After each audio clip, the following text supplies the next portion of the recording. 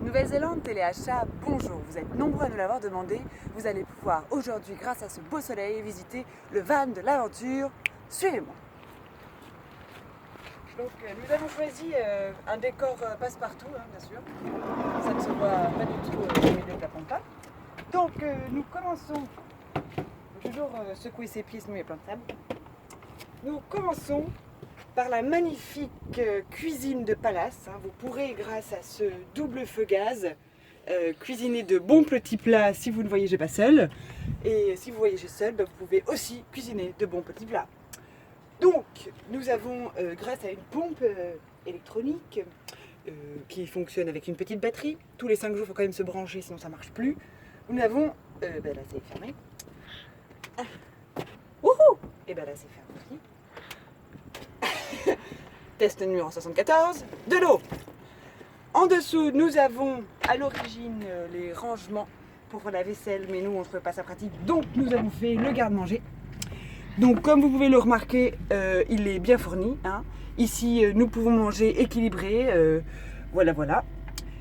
Et donc tout ce qu'il y avait à l'intérieur de ce petit placard qui concernait la vaisselle, nous l'avons rangé au-dessus, grâce à des petits cartons que nous avons piqués dans les supermarchés. Donc c'est un peu l'espace fourre-tout, je range tout ce qui me passe sous la main.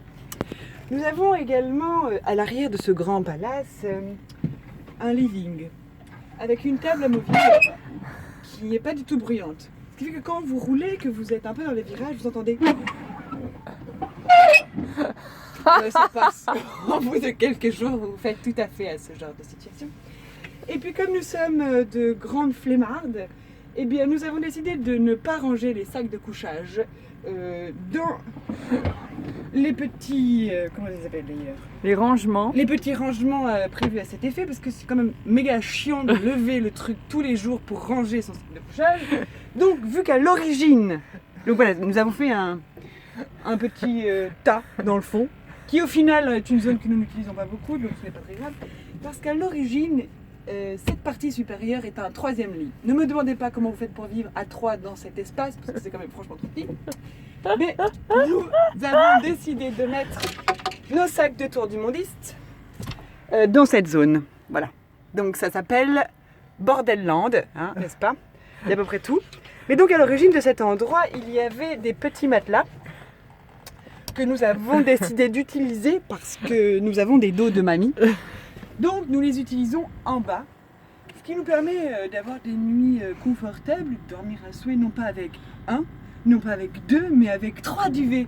Et oui, parce qu'en Nouvelle-Zélande, on se pèle le cul, que c'est l'hiver et que il fait proche de 0 quand vous dormez dans une voiture avec de la condensation parce que vous avez décidé de faire cuire des pâtes et que vous dormez dans un sauna, mais à 0 degré.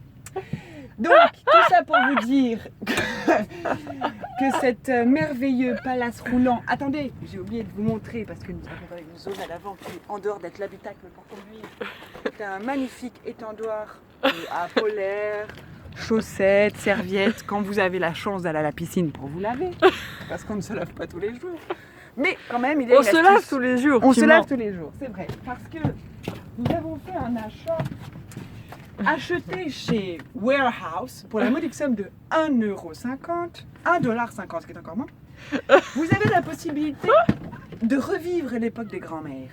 Vous faites chauffer de l'eau grâce à ce multigaz, vous mettez l'eau dans le seau, vous demandez à votre partenaire de ne pas vous regarder et vous faites votre toilette grâce à des petits torchons.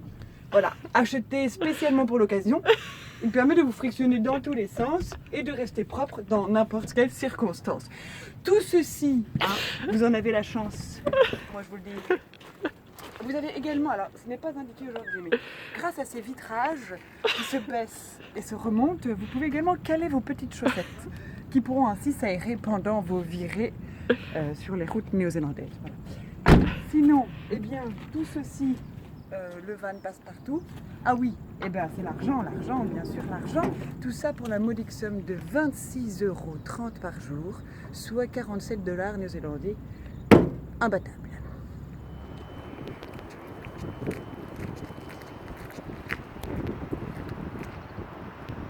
Nouvelle-Zélande Téléachat, bonjour. Vous avez été nombreux à réagir à la vidéo d'hier. Nous allons donc tout vous expliquer et répondre à vos questions. Comment fait-on pour aller aux toilettes? Bon, l'avantage c'est qu'en Nouvelle-Zélande, il y a énormément de toilettes un peu partout.